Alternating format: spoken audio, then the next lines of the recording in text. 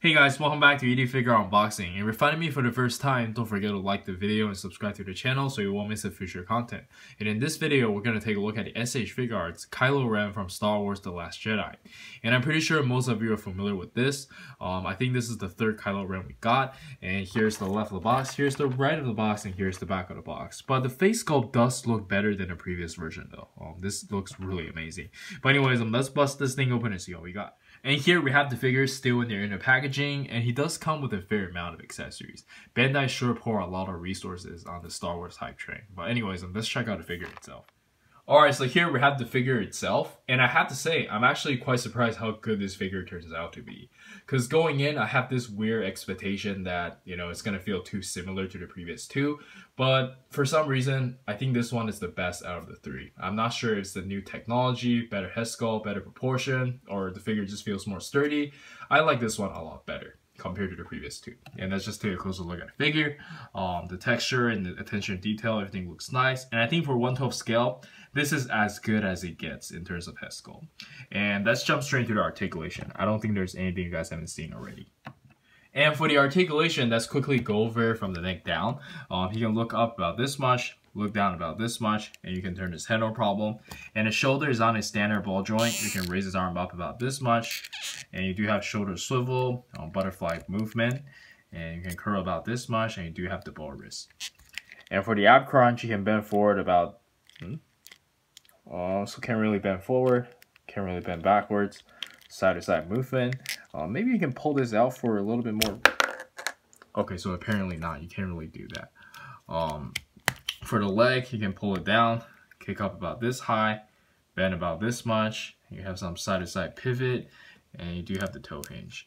Apparently, the articulation is not as good as I thought, but I think it should be sufficient. We're going to do a little bit more when we do the action poses. But for now, let's check out the accessories.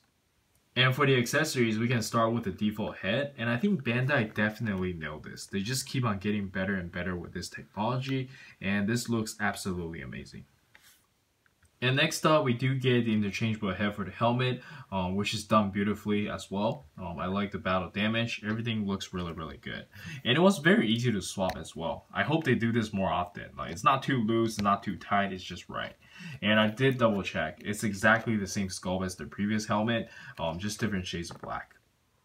And for the interchangeable hands, first off, we get a pair of relaxed open hands, and these are always very useful for posing. Very nicely painted and sculpted. And of course, we get a pair of force pushing hands. We gotta have this for Jedi figures, and yeah, looks really good. We also get a pair of hands to hold the helmet, which I thought was pretty cool. And lastly, of course, we get a pair of hands to hold the lightsabers, and the lightsabers comes in three forms. Obviously, one is lid, one is unlit, and the other one has a peg. So you can peg in over here. That looks really good. And let's try to assemble the lightsaber. And here I have Kylo Ren assembled with the lightsabers, and of course it looks absolutely amazing. And I believe that's it for the accessories, and let's jump straight into some action poses.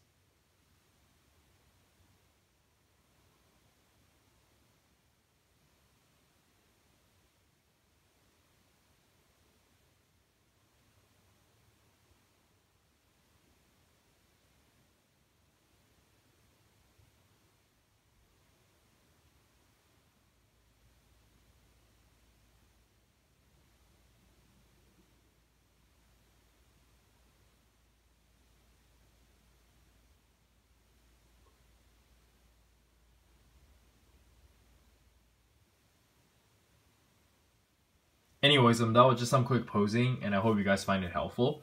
And let's jump straight into the size comparison. And for the size comparison, let us start with some Jedi S.H.Figuarts, and I think they look very good together. And then we have some Dragon Ball S.H.Figuarts, some Street Fighters S.H.Figuarts, and Bring Art Sora from Kingdom Hearts 3. And next up, we have some S.H.Figuarts Naruto figures, and I think they also scale pretty well together. Some American IP S.H.Figuarts. And then we have some of my favorite Kamen Riders. Some Mesco 1/12 Collective, and Mesco figures are a little bit bigger, but I think it still scales fairly well. And lastly, we have some recent Figma figures, and let's jump straight into the final thoughts. Alright, so overall, I like the figure quite a lot, and I do highly recommend it. Beautiful paintwork, amazing sculpt, and it looks exactly like Kylo Ren in my opinion. I think they nailed the head sculpt. And if I have to be picky, the articulation could probably be a little bit better for S.H.Figuarts standard. But for what it is, I think it's pretty good already. I like this one the best out of the 3 Kylo Ren they already released. It's using all the latest technology. The figure just feels more sturdy, not flimsy at all, unlike the other 2. And I think it might be the best 1/12 scale Kylo Ren in the market right now. But of course, at the time of this video, you might be watching this like 5 years later and there's something better. But anyways, I think that's it from me. Do let me know in the comments on what you think. And this is Eric. Don't forget to like and subscribe and follow me on Facebook. And I'll see you guys next time. Peace.